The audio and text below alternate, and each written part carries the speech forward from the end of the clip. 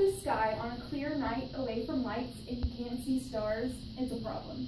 If you've ever experienced this, you're witnessing a direct product of global warming. Those in crowded modern areas of sky have to wear masks.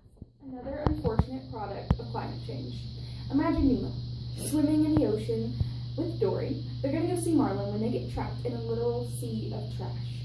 Plastic rings used for Dr. Pepper cans surround Nemo's neck, and Dory swims into an open plastic bag and can't find her way out. All of these situations can be prevented, or at least slowed until a more viable solution is found. If we want to save Nemo, we have to work together. I've researched the idea of reusing, reducing, and recycling for a while. I watched a video in middle school that highlighted the dangers of not doing these things and the effects, and ever since then I've been doing as much research as I can to possibly get more solutions to this epidemic. So today we're going to discuss the problem of not reusing, reducing, and recycling. We're going to talk about the effects of not doing these things and how we can solve our problem to better benefit our planet and us. So, the problem.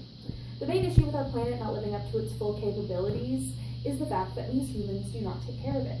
23% of Americans don't recycle. That is 181 million people. And each American produces around 1.5 pounds of recyclable material each day. That's compared to the 4.5 pounds of material that we use every day. So a quarter of that material is trash and 3/4 is garbage. A quarter of that is recyclable and 3/4 of that is garbage. So if we could just take 30 seconds out of our day to put a quarter of our material that we use every day into a separate bin, our planet would be in a lot better shape. But it's more than just that, because 30% of Americans don't believe that climate change is real. That's 150 million people that not only don't recycle, but do not recognize the fundamental evidence that climate change is real and a threat. These people set progress back to help sustain the Earth.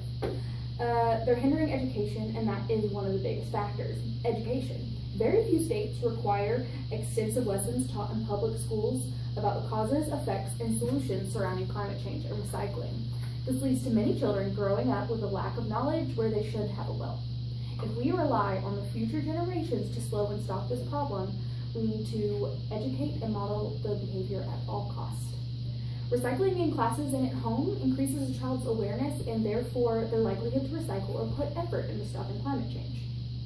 Not reusing, reducing, and recycling can have drastic effects on climate change and our planet. Our landfills will run out of room. Landfills can become overcrowded. We already have 3,500 in America alone. They become gross, stinky, toxic, and the chemicals in the ground from such things as styrofoam can cause cancer. Plastic water bottles and cosmetics that are thrown away can end up in our water and cause toxins to enter our body. We are destroying our habitats. Nothing lasts forever, and that includes our environment. If we don't use what we have, then we'll run out of renewable resources and we'll be out of luck. We need to get ahead of the problem instead of trying to play catch up.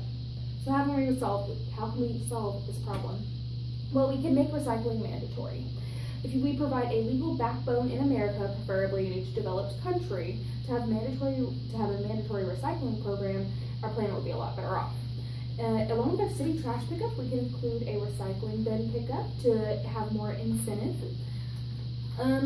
We also could do repercussions for those who choose not to recycle. Like, this is a warning note, like for an example of what we placed on a recycling bin if they found, or a trash can if they found recyclable material in it.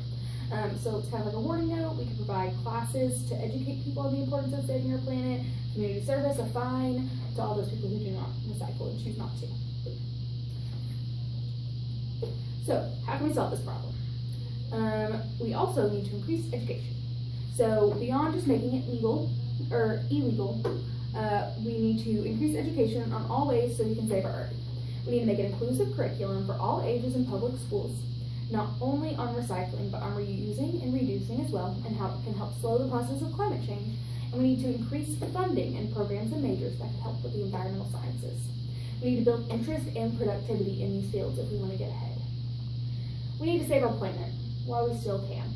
A few of these things will help the process go along smoother, but the only thing that will truly help is to get the future generations and our generations on board fully to saving our planet, because it is the only planet